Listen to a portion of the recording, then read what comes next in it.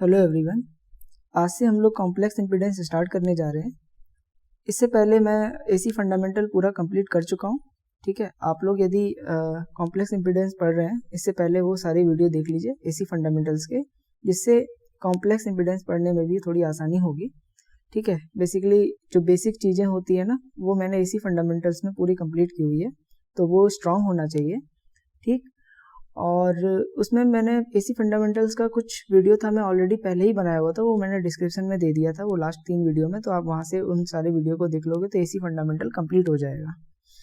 Okay, अब हम लोग कॉम्प्लेक्स इम्पीडेंस स्टार्ट करेंगे। उससे पहले मैं एक चीज़ बता दूं, कॉम्प्लेक्स इम्पीडेंस बेसिकली ये दो हमारे सब्जेक्ट है ना, ईटी और बेसिक इलेक्ट्रिकल इंजीनियरिंग, ठीक है ना, या इलेक्ट्रिकल सर्किट मेजरमेंट या एसी थ्योरी, इन तीनों का ही ये कॉमन टॉपिक है जो हम लोग डिस्कस कर रहे हैं। ये मैं तीनों ही प्लेलिस्ट में डाल दूंगा, तो आप लोग किसी भी प्लेलिस्ट से कॉम्प्लेक्स इम्पीडेंस को पढ़ सकते हैं। ठीक है, तो कॉम्प्लेक्स इम्पीडेंस स्टार्ट करने से पहले मैं बता देता हूँ कि हम लोग क्या क्या चीज़ें कवर करने वाले हैं। इस वीडियो में बेसिकली मैं इम्पीडेंस डायग्राम कवर करूँगा। तो पहले एक बार सिलेबस में डिस्कस कर लेता हूँ कि हमारा जो ये सेशन है कॉम्प्लेक्स इम्पीडेंस का, इसमें बेसिकली हम लोग क्या क्या चीज़ें कवर करने वाले हैं, तो एक ऑल ओवर आइडिया हो जाएगा कि हम लोग क्या क्या देखने वाले हैं। ठीक है, तो सबसे पहले ये जो वीडियो है फर्स्ट जो है अभी जो मैं बना रहा हूँ, इसमें हम लोग डिस्कस करेंगे इम्पीडेंस डायग्राम।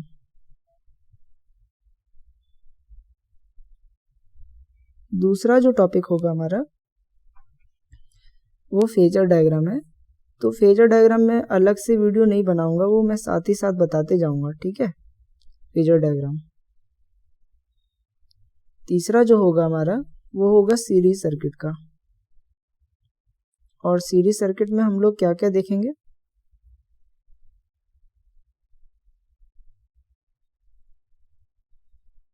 आप लोग ना प्रॉपर नोट्स बनाते जाना, नहीं तो सब भूल जाओगे। मैंने देखा है स्टूडेंट खाली वीडियो देख लेते हैं, नोट्स नहीं बनाते हैं, तो नोट्स बनाना बहुत ज़रूरी है। इसमें जो सबसे पहले सीरीज सर्किट में डिस्कस करेंगे वो होगा सीरीज आरएल सर्किट। सेकंड जो होगा सीरीज आरसी सर्किट। तीसरा जो होने वाला है सीरीज आरएलसी सर्किट। ठीक है, इसका जो रेजोनेंस वाला पार्ट है ना वो हम लोग बाद में डिस्कस करेंगे बहुत डिटेल में। ठीक है ना, कोई भी चीज़ नहीं रह जाएगी आपकी। ये कंपटीशन एग्जाम में बहुत ज़्यादा आता है, तो ध्यान रखना ये टॉपिक अच्छे से कवर करना चाहिए सबको। ओके, इसके बाद सीरीज सर्किट के बाद हम लोग देखेंगे चौथा नंबर पैरेलल सर्किट।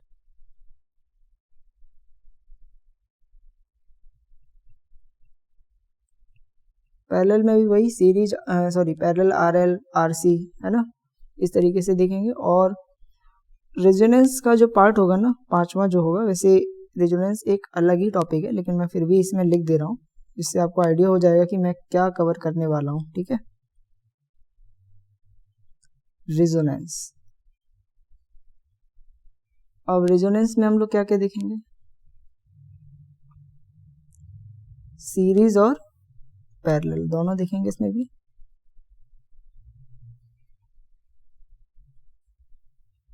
यानी पहला सीरीज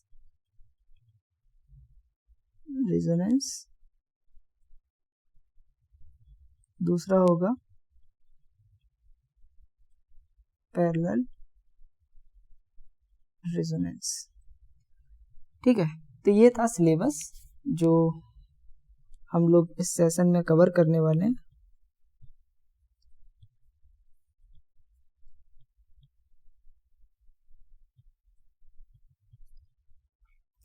ठीक है, आप लोग इसको लिख लो ताकि आसानी रहेगी मेरे वीडियोस को फॉलो करने में। ठीक है, अब हम लोग अच्छा यहाँ पे एक चीज़ देखना कि जो रेजोनेंस वाला पार्ट है ना, इसमें सीरीज रेजोनेंस और पैरेलल रेजोनेंस है। तो ये चीज़ ध्यान रखना कि पहले ना सीरीज सर्किट जो यहाँ पर RL, RC और RLC ये तीनों ही अच्छे से कवर कर लेना, है ना। इसके बाद ही इनको देखना, नहीं तो समझ में नहीं आएगा कुछ भी। ठीक, अब हम लोग इम्पीडेंस डायग्राम स्टार्ट करते हैं।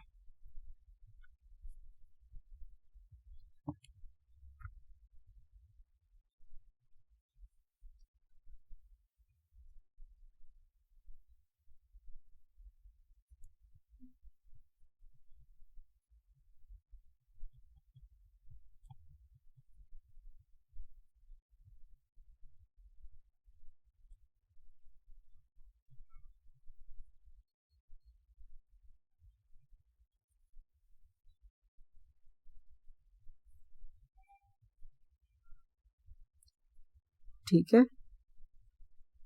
अब पहले कुछ बात कर लेते हैं इम्पीडेंस डायग्राम की। देखो, इम्पीडेंस हम लोग जानते हैं जनरली क्या होता है कि रियल पार्ट और इमेजिनरी पार्ट, है ना, दोनों का कॉम्बिनेशन होता है। मैंने जो लास्ट वीडियो भी बताए थे उसमें मैंने कहीं एक्सप्लेन भी किया है।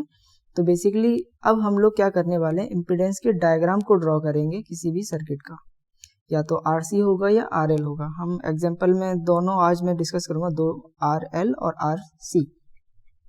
ठीक है, तो जो सबसे पहले मैं डिस्कस करने वाला हूं वो होगा RL सर्किट। ओके, तो मैं सबसे पहले RL सर्किट ड्रॉ कर लेता हूं। ये मैं ऑलरेडी ड्रॉ किया हुआ हूं। ठीक है,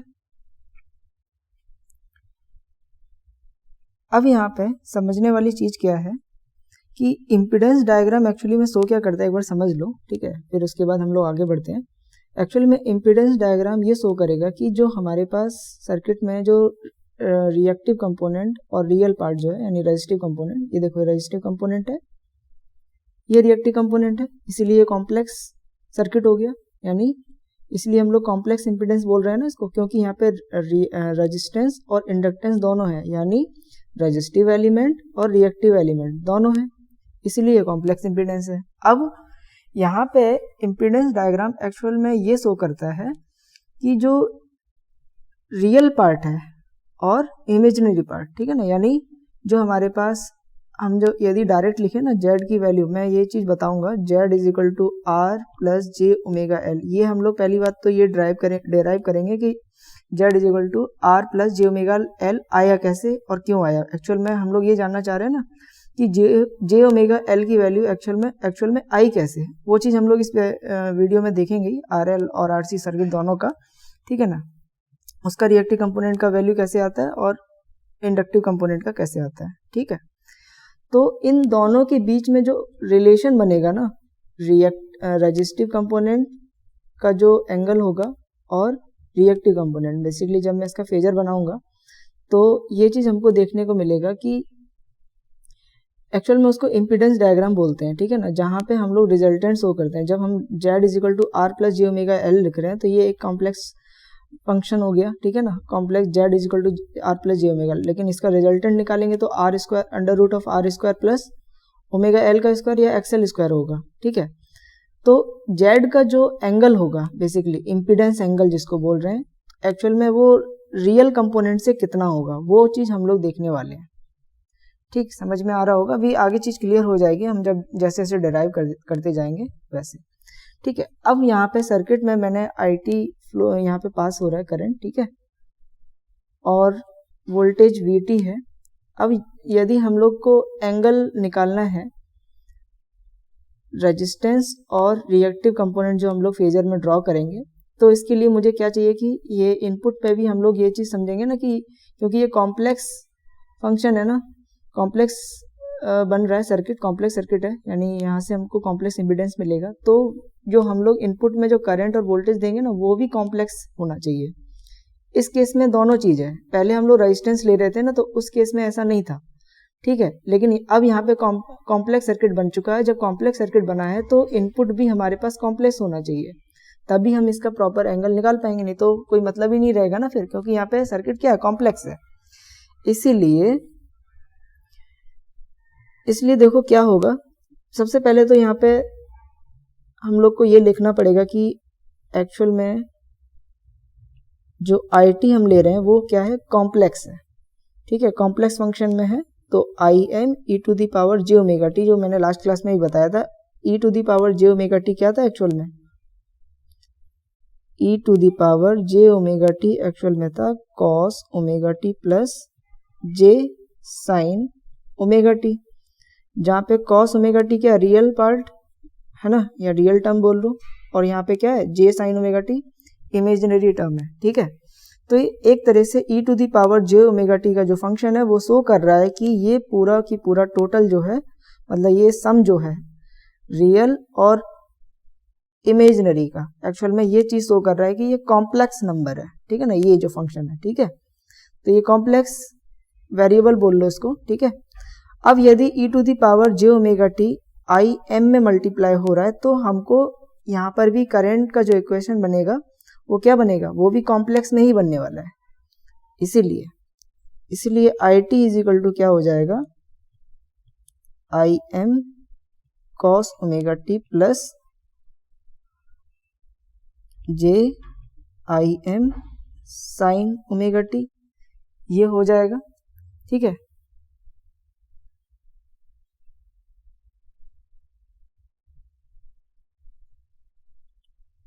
ये हमारे पास आई निकल के आ गया। इसी तरीके से हम लोग v की बात करते हैं, वी टी क्या हो जाएगा, V M E to the power J omega T, और इसे ब्रेक करोगे e to the power J omega t को, तो हमारे पास क्या आ जाएगा, या इसको मैं डायरेक्ट लिख देता हूँ, V M cos omega T plus j V M sine omega T, ये आ गया।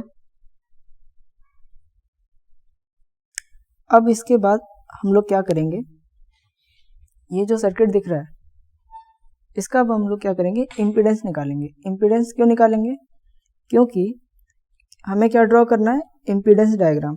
इम्पीडेंस डायग्राम ड्रॉ करने के लिए हमको क्या चाहिए, रिजल्टेंट चाहिए होगा जेड, यानी जेड क्या होता है, R square under root of R square plus XL का स्क्वायर होता है, वो हम लोग को बेसिकली डेराइव करना है, देखेंगे इसको। तो सबसे पहले मैं ये सर्किट को यहाँ पे कॉपी कर लेता हूँ,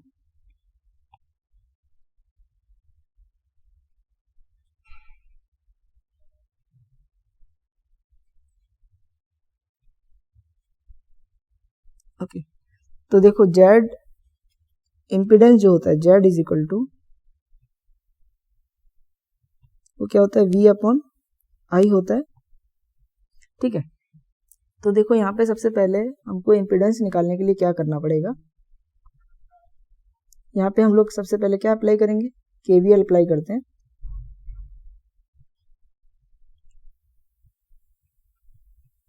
अप्लाई केवीएल, तो हमें क्या मिलेगा, V T is equal to V R plus V L, ठीक है। एक्चुअल में हमने अभी क्या निकाला था, V T is equal to, देखो वी टी की वैल्यू थी V M E to the power J omega T, और आई टी की I M E to the power J omega T, ठीक है। तो अब देखो हम लोग क्या करेंगे, सबसे पहले इसको थोड़ा सा ओपन कर लेते हैं। V R is equal to क्या होता है, आई टी इंटू आर, और वी एल इंडक्टर के अक्रॉस जो वोल्टेज है वो होता है L D I T upon D T, यही होता है। अब कुछ नहीं करना है हमको,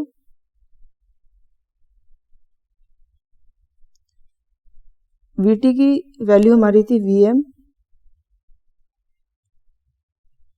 ई to the power J omega t, current का क्या निकला था, I M E to the power J omega T into R plus L, यहाँ पर भी आई टी की वैल्यू पुट कर देंगे, ई टू दी पावर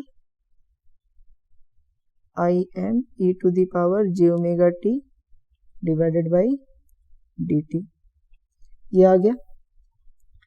अब देखो यहाँ पे हम लोग को क्या करना पड़ेगा, e to the power J omega t का डिफ्रेंसिएशन करेंगे, और ओमेगा टी का जे ओमेगा टी का हम लोग को फिर से डिफ्रेंसिएशन करना पड़ेगा, ठीक है। E to the power J omega t का डिफ्रेंसिएशन क्या होता है, e to the power J omega t ही होता है, लेकिन जे ओमेगा टी का फिर से डिफ्रेंसिएशन होगा, जो कि हमको मिलेगा जे ओमेगा, आगे में आ जाएगा वो, ठीक है। तो मैं यहाँ लिखता हूँ, इसको थोड़ा सा रीअरेंज कर लेते हैं।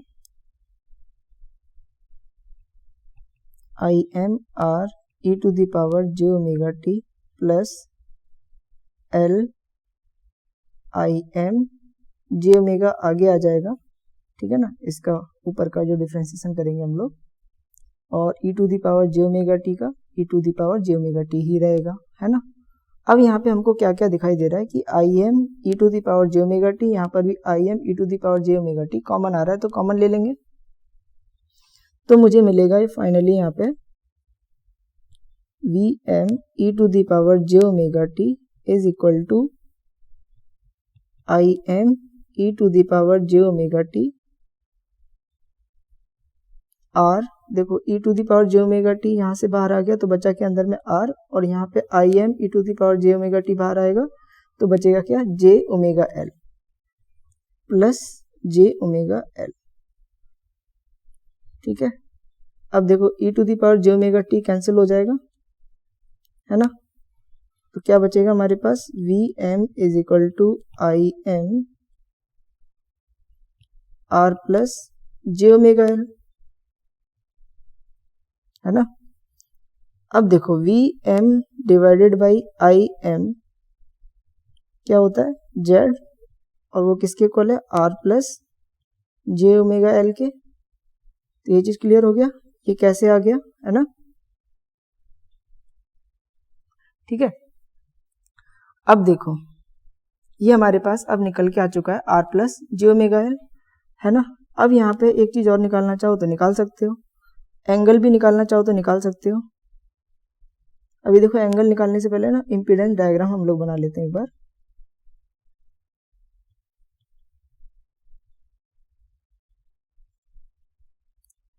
देखो इसको जेड को ना ऐसे भी लिख लो, आर प्लस जे ओमेगा एल, देखो ओमेगा एल क्या होता है एक्सएल होता है, तो आर प्लस जे एक्सएल ऐसे भी लिख सकते हैं ना। तो अब इस तरीके से लिखने के बाद हमको ये दिख रहा है क्लियरली यहाँ पे कि जेड जो है ना एक तरीके से यहाँ पे कॉम्प्लेक्स फंक्शन बन गया, यानी कॉम्प्लेक्स वेरिएबल बन गया, तो हमको इसे जहाँ पे ड्रॉ करना होगा उसे कॉम्प्लेक्स प्लेन बोलेंगे, ठीक है। तो जहाँ पे हम इसको ड्रॉ करते हैं ना जेड को, उसको बोलते हैं कॉम्प्लेक्स प्लेन, ठीक है। अब ड्रॉ करते हैं इसको,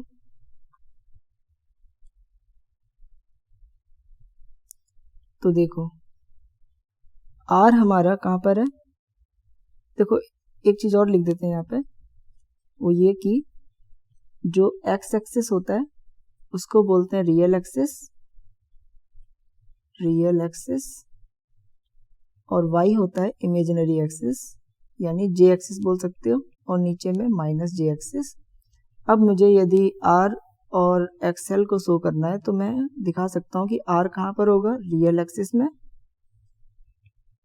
क्योंकि उसमें इमेजिनरी नहीं है, तो ये आ गया आर, है ना, और एक्सएल में दिख रहा है यहाँ पे जे लिखा हुआ है, तो यहाँ पे जे एक्सएल यहाँ पे कहीं होगा, ठीक। अब हम क्या करेंगे, इसके बाद जेड निकालने के लिए फेजर सम ले लेंगे, है ना, ये हो जाएगा जे एक्सएल। अब हमको क्या करना है फेजर सम लेना है,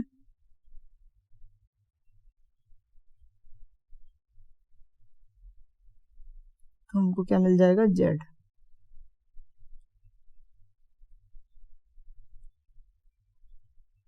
ठीक है। तो जेड का यदि चाहो तो इस तरीके से भी निकाल सकते हो ना जेड रिजल्टेंट, ठीक है, आर स्क्वायर प्लस एक्सएल का स्क्वायर, ठीक है, ये एक तरीका हो गया। अब देखो यहाँ पे हमने क्या देखा, ये जो दिख रहा है ना यहाँ पे जो डायग्राम बनाया है इसी को बोलते हैं हम लोग impedance diagram, impedance diagram for RL circuit, क्योंकि अभी आरएल सर्किट का ड्रॉ किया ना, तो आरएल सर्किट का इम्पीडेंस डायग्राम होगा ये। अब देखो यहाँ पे इम्पीडेंस डायग्राम हमने जो ड्रॉ किया है, basically impedance diagram for RL circuit क्यों बोल रहे हैं, यहाँ पे इम्पीडेंस हमने ड्रॉ किया है, ठीक है। और इम्पीडेंस बेसिकली क्या शो कर रहा है कि रियल एक्सिस से, है ना, ये रियल एक्सिस है ना, तो रियल एक्सिस से जो रिजल्टेंट बन रहा है वो कितना है, एक्चुअल में इम्पीडेंस डायग्राम ये शो कर रहा है। रिजल्टेंट तो हमको यहाँ से पता चल रहा है कि जेड की जो वैल्यू है टोटल जो इम्पीडेंस ऑफर होगा सर्किट का वो under root of R square plus XL square होगा, ये तो हमको पता चल गया। लेकिन एंगल डिफरेंस क्या होगा वो भी हम यहाँ से देख सकते हैं, बेसिकली जेड का, किसके रिस्पेक्ट में, रियल एक्सिस के। ठीक है, रियल एक्सिस में क्या है, आर है ना। अब यहाँ पे जो एंगल शो हो रहा है उसको मैं फाई बोल लेता हूँ। ठीक है, तो ये हो गया फाई। अब मुझे फाई निकालना है एक्चुअल में, सोचो फाई कैसे निकालेंगे। देखो ये यहाँ पे देखो जे एक्सएल है ना, यानी ये परपेंडिकुलर हो गया और बेस पे क्या है, आर है। तो P अपॉन बी किस में मिलेगा, टेन फाई में। तो मैं लिख सकता हूँ tan phi is equal to XL upon R, और फाई यदि निकालना है तो tan inverse XL upon R. ठीक है, तो इस तरीके से मैं एंगल भी निकाल सकता हूं फाई। ठीक है, तो ये हमने अभी देख लिया है पूरा की पूरा किसका, इम्पीडेंस डायग्राम आरएल सर्किट का। ठीक है, ये वाला जो आरएल सर्किट था इसका हमने इम्पीडेंस डायग्राम देख लिया है। ठीक, अब हम लोग देखेंगे सेकंड जो होगा वो होगा सीरीज आरसी सर्किट का, देखते हैं अब। ठीक है, इसमें क्या करना होगा हमको,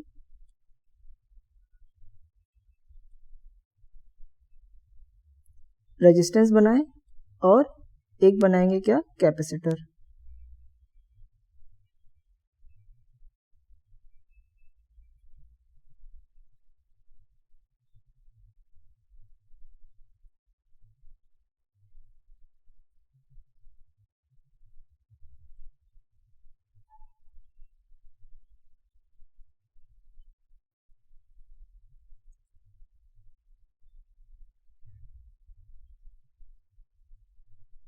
ठीक है, ये बन गया।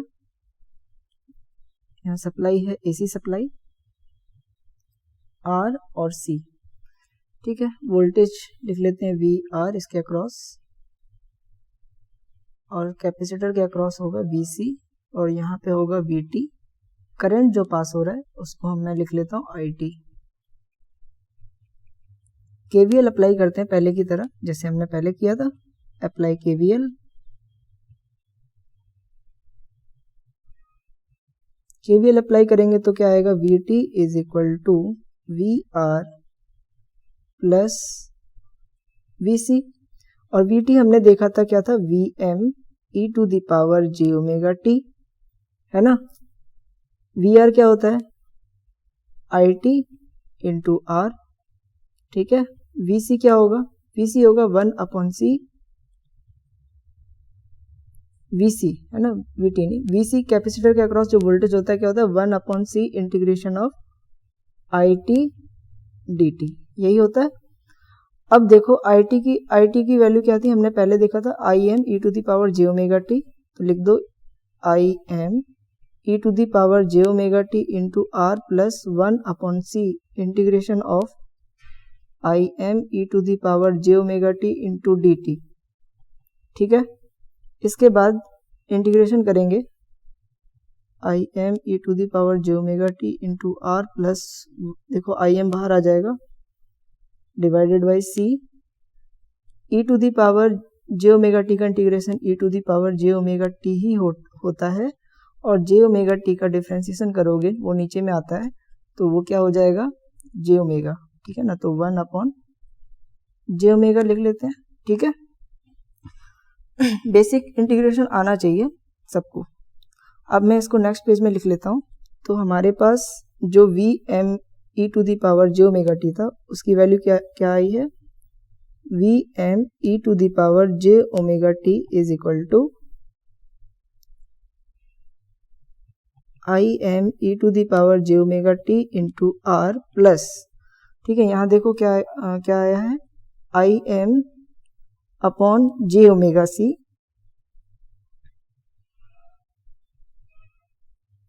आई M upon J omega C into E to the power J omega T, यही आया था। देख लो, ठीक है। I m divided by C और जे ओमेगा यहाँ है और e to the power J omega T, ठीक है।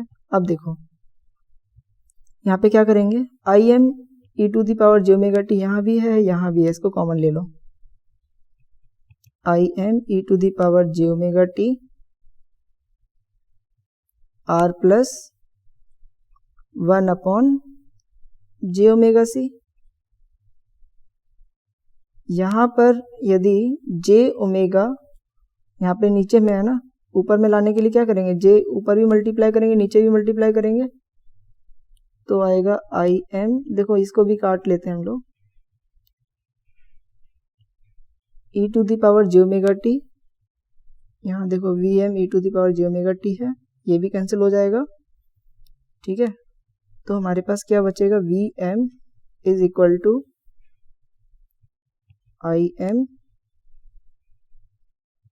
आर प्लस, देखो जे है ना तो जे ऊपर आ जाएगा, नीचे में क्या हो जाएगा, जे स्क्वायर ओमेगा सी, और जे स्क्वायर क्या होता है -1, तो आएगा I M R minus J upon omega C. और हम लोग जानते हैं 1 अपॉन जे ओमेगा सी क्या होता है, सॉरी 1 अपॉन ओमेगा सी है ना, 1 अपॉन ओमेगा सी क्या होता है, एक्स सी, यानी कैपेसिटिव रिएक्टेंस, ठीक है।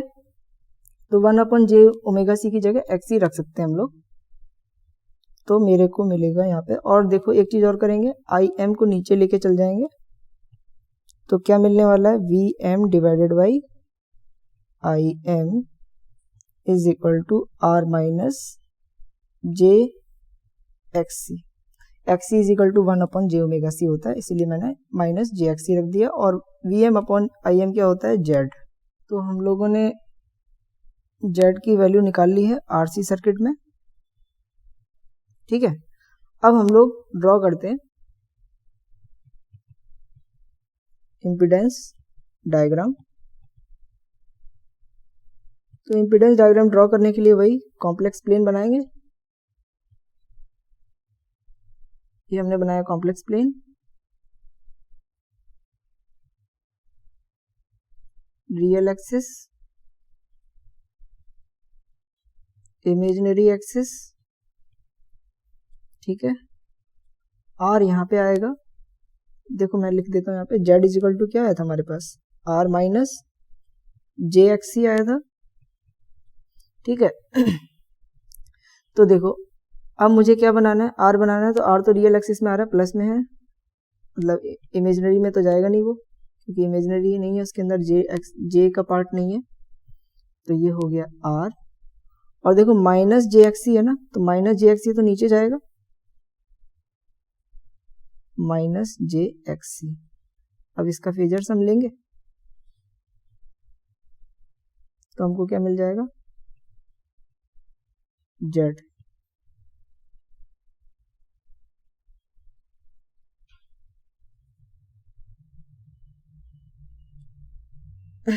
ठीक है। और ये एंगल हो जाएगा फाई, ठीक है। तो जेड को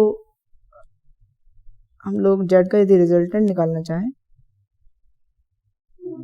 तो क्या आ जाएगा, आर स्क्वायर प्लस एक्स सी का स्क्वायर, ठीक है। ये हो गया।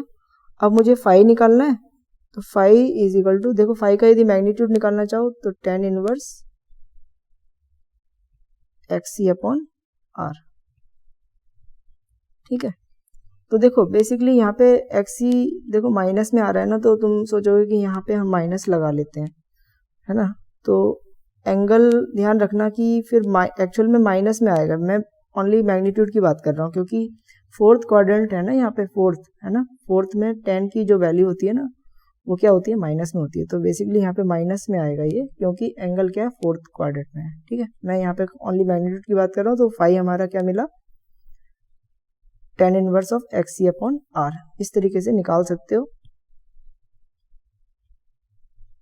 एंगल को भी निकाल सकते हो। ठीक, तो हम लोगों ने बेसिकली क्या देखा यहाँ पे इम्पीडेंस डायग्राम में कि जब मेरे पास RL सर्किट था,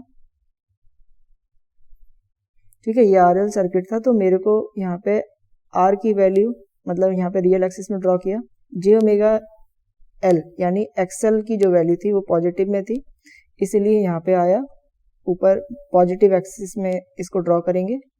ठीक है, और जब इसका रिजल्टेंट लेंगे तो Z हमको कहाँ पे मिलेगा, फर्स्ट क्वाड्रेंट में। लेकिन यदि हमारे पास यदि RC सर्किट होता है तो वो कहाँ पे मिलता है हमको, फोर्थ क्वाड्रेंट में मिलता है ना, first, second, third and fourth quadrant. तो फोर्थ क्वाड्रेंट में बेसिकली यहाँ पे एंगल माइनस होगा, वो बेसिकली ये शो कर रहा है कि रियल एक्सिस से Z पीछे है ना। और फर्स्ट क्वाड्रेंट में था तो वो पॉजिटिव था, तो पॉजिटिव था तो मतलब Z मतलब क्या कर रहा था, वहाँ पे लीड कर रहा था, बेसिकली यहाँ पे पीछे है यानी लैग कर रहा है ना। किसके केस में, कैपेसिटिव रिएक्टेंस के केस में। और वो इंडक्टिव में क्या हो रहा था, वहाँ पे एंगल पॉजिटिव बन रहा था, और इस कैपेसिटिव में एंगल क्या बन रहा है, नेगेटिव बन रहा है, यानी फोर्थ क्वाड्रेंट में बेसिकली। इसीलिए इससे ये पता चल रहा है कि फोर्थ क्वाड्रेंट में, 5 नेगेटिव का मतलब फोर्थ क्वाड्रेंट, 5 पॉजिटिव का मतलब फर्स्ट क्वाड्रेंट। ठीक है, क्लियर हो गया। तो ये था impedance diagram. Basically impedance diagram में एक बार हम लोग रिवीजन कर लेते हैं क्या क्या देखे। सबसे पहले तो मैंने ये क्लास का सिलेबस बता दिया था कि हम लोग क्या क्या इस सेशन में कवर करने वाले हैं। सबसे पहले इम्पीडेंस डायग्राम में मैंने RL सर्किट को शो किया कि कैसे हम लोगों को इसका RL सर्किट का इम्पीडेंस डायग्राम ड्रॉ करना है, वो मैंने यहाँ ड्रॉ कर दिया। और इम्पीडेंस डायग्राम बेसिकली क्या शो करता है कि Z जो है वो रियल एक्सिस से कितना एंगल रिलेशन बना रहा है, वो बेसिकली Z वो हमको क्या शो कर रहा है, वो इम्पीडेंस डायग्राम ये शो कर रहा है कि बेसिकली Z जो है रियल एक्सिस से कितना एंगल मतलब रिलेशन शो कर रहा है रियल एक्सिस से, या हम ये कह सकते हैं इमेजिनरी एक्सिस से, या एक्सल कंपोनेंट से रिएक्टिव कंपोनेंट से इसका एंगल कितना है, रिलेशन बेसिकली जो भी शो कर रहा है वो है इम्पीडेंस डायग्राम। इसीलिए हम लोग इम्पीडेंस डायग्राम ड्रॉ करते हैं जिससे हमको आसानी से इनके बीच का रिलेशन मालूम हो जाए। तो रिलेशन पता करने के लिए हमको इम्पीडेंस डायग्राम ड्रॉ करना पड़ता है। सेम केस हम लोगों ने RC सर्किट में भी किया। ठीक है, RC सर्किट में बेसिकली वो हमने यहाँ पे देखा कि एंगल जो है कहाँ पे मिल रहा है, फोर्थ क्वाड्रेंट में। ये हम लोग रिलेशन देख सकते हैं। ठीक है, तो आई थिंक सबको क्लियर हो गया कि इम्पीडेंस डायग्राम कैसे ड्रॉ करना है। और देखो एक्चुअल मेथड तो यही है, और भी तरीके से बुक में दिया होगा, लेकिन मेरा मेथड थोड़ा सा अलग है। मैंने ई के एक्सपोनेंशियल फंक्शन लेकर के मैंने बेसिकली एंगल सब जगह शो किया हुआ है। पहले वाले वीडियो में भी देखोगे फेस रिलेशन जो था मैंने एक्सपोनेंशियल फंक्शन से ही शो किया था। थोड़ा अलग मेथड है ये, लेकिन ये मेथड बेसिकली पूरी चीज़ों को शो कर सकता है आसानी से, इसीलिए मैं इसका यूज करता हूँ। ठीक है, तो देख लीजिए आप लोग को जो मेथड अच्छा लगता है वो मेथड यूज कर सकते हो। मैंने जो इंस्टेंटेनियस पावर निकालने में दूसरा मेथड भी बताया था, तो उससे भी आप लोग देख सकते हो, कोई दिक्कत नहीं है। ठीक है, कहीं से भी कर सकते हो, कोई ऐसा कुछ बाउंडेशन नहीं है, जहाँ से आपको आसान लगे वो चीज़ कर सकते हो। ओके, तो आज के लिए बस इतना ही। नेक्स्ट वीडियो में हम लोग देखेंगे सीरीज सर्किट के बारे में डिस्कस करेंगे। ठीक है, ओके, आज का सेशन कंप्लीट करते हैं। Thank you for watching.